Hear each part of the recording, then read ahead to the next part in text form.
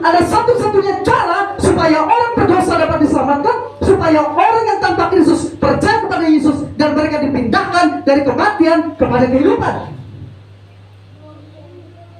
Maka satu-satunya cara adalah memberitakan Injil. Saudara dikasih Tuhan, itulah artinya tadi.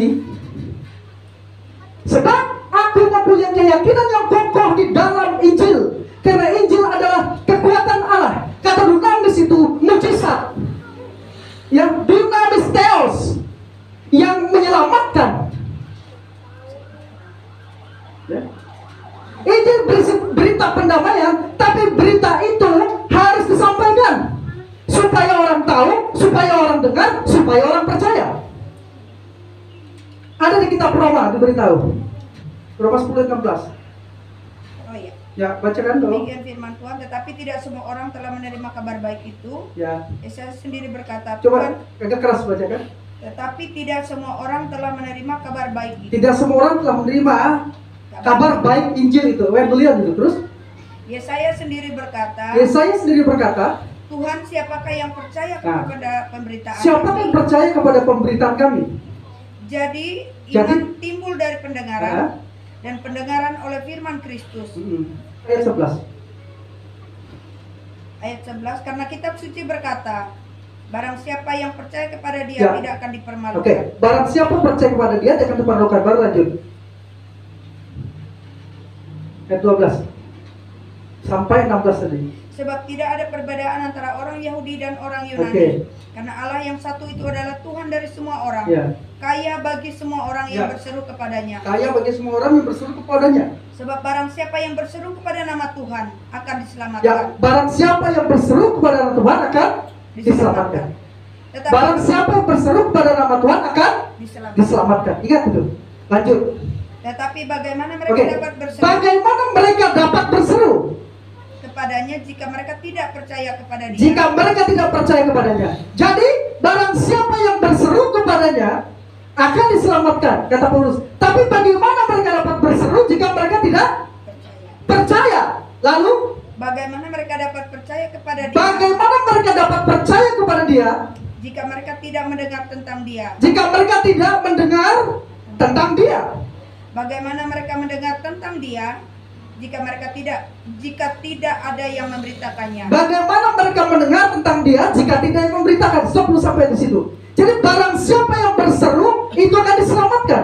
Tapi bagaimana orang diselamatkan jika mereka tidak percaya? Bagaimana mereka percaya jika mereka tidak mendengar? Bagaimana mereka bisa mendengar jika tidak ada yang memberitakannya? Lalu dan bagaimana mereka dapat memberitakannya jika mereka tidak diutus? Bagaimana mereka bisa memberitakan jika mereka tidak diutus? Seperti ada tertulis betapa indahnya kedatangan mereka yang membawa kabar baik. Jadi logikanya adalah saya dan saudara hari ini diselamatkan karena ada orang yang diutus Tuhan untuk memberitakan tentang Yesus. Itulah proses Injil sampai kepada kita sehingga kita akhirnya diselamatkan, bisa berseru kepadanya. Nah, dengan cara yang sama Injil harus diberitakan kepada orang lain bahwa sudah selesai pendamaian yang dilakukan oleh Kristus. Hanya percaya kepada kurbannya, hanya percaya kepada dia, orang diselamatkan. Nah, kalau kita tahu tetapi tidak memberitahu kepada orang lain, maka yang menikmati keselamatan hanya kita, orang lain tidak. Sebab bagaimana mereka bisa berseru kalau mereka tidak apa tadi? Tidak percaya. Yuk kita lihat lagi. Orang yang berseru akan diselamatkan. Perhatikan saya. Tapi bagaimana? Ini yang pertama. Bagaimana mereka berseru jika mereka tidak percaya? Bagaimana mereka percaya jika mereka tidak mendengar? Bagaimana mereka bisa mendengar jika tidak ada yang memberitakannya? Berseru, yuk. Percaya, mendengar, memberitakan.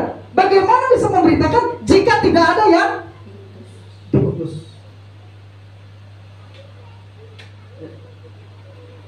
Jadi diutus memberitakan, orang mendengar, orang percaya, orang diselamatkan.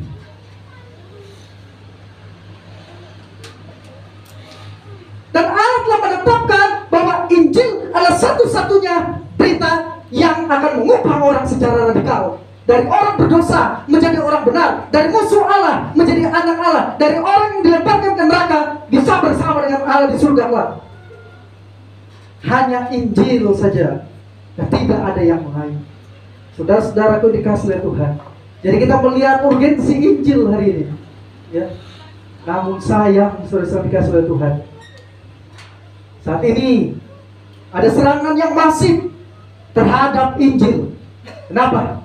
Ya, supaya orang berpaling kepada Injil, supaya Injil tidak dibenarkan. Karena setan tahu kalau orang mendengar Injil, ada peluang orang untuk percaya. Kalau ada peluang orang percaya, maka ada peluang orang diselamatkan. Kalau Injil diberitakan, ada peluang orang untuk mendengar. Dan kalau orang mendengar, ada peluang dia untuk percaya. Dan kalau orang percaya, orang diselamatkan. Setan tahu itu. Maka setan berusaha supaya di gereja tidak diberitakan Injil. Yang diberitakan Injil apa? Bagaimana hidup dalam berkat. 12 cara diberkati, 5 cara untuk sehat, 10 cara untuk hidup dalam kesejahteraan. Tidak diberitakan bagaimana mengatasi akar dosa di dalam Yesus Kristus. Pada masalah manusia ada masalah dosa. Kalau kita tahu 12 cara sukses tidak akan membawa kita ke surga. Kita tahu 13 cara hidup sehat dan menjalani hidup sejahtera tidak membawa kita ke surga. Tapi itu untuk kebaikan kita di dunia ini. Tapi kalau orang beritakan Injil, setan tahu ini adalah akar masalahnya. Orang yang mendengar Injil percaya, orang yang percaya diselamatkan, dan orang diselamatkan akan di surga. Setan tidak akan bersama dengan mereka. Setan tidak mau sendiri di neraka. Dia ingin membawa orang-orang yang memberontak kepadanya sampai akhir hidupnya bersama-sama dengan dia. Jadi sekarang ini dibiarkan oleh setan di gereja dijejali dengan Injil sosial. Di gereja dijejali dengan ajaran-ajaran tentang kemakmuran saja. Saudaraku dikasih oleh Tuhan, belajar tentang kemakmuran tidak harus di gereja, walaupun bisa diajarkan. Itu naluri kita, alamiah kita bisa belajar. Tapi di gereja, Injil lah harus diberitakan. Dan Injil itu juga mencakup kesehatan dan kemakmuran kita di dalam Yesus Kristus. Mencakup memang itu, tapi bukan yang utama. Tapi sayang inti Injilnya dikaburkan. Sehingga sekarang ini saudara, orang sehat, orang sejahtera, tapi jalannya bukan ke surga, tapi ke neraka. Seperti yang dilakukan oleh Kristen progresif. Saya membaca satu buku, ditulis oleh Billy Graham Asosiasi, ya. Judulnya apa? Kristen progresif dapat membawa Anda, melemparkan Anda ke neraka. Ya, memang betul. Karena apa? Karena hidup tanpa Yesus, hidup tanpa mengimani keselamatan dalam Yesus, kompromi terhadap berbagai bentuk dosa tanpa pertobatan, itu bahaya dan dosa. Saudara-saudara yang dikasih Tuhan, ajaran-ajaran manusia, pemikiran-pemikiran alami lebih disampaikan di gereja, ya. Mencoba mengubah orang dengan kekuatan manusia daripada mengandalkan kekuatan Allah yang terletak di dalam Injil. Karena kita mengatakan Injil bukan hanya hikmat Allah, tetapi Injil juga adalah apa? Kekuatan Allah. Kalau Injil hikmat Allah dan kalau Injil kekuatan Allah yang menyelamatkan, lalu berita apa lagi yang harus diberitakan? Injil saja. Kenapa saya tiap tahun memberi waktu untuk mengkhotbahkan tentang Injil dan mengingatkan kita selalu?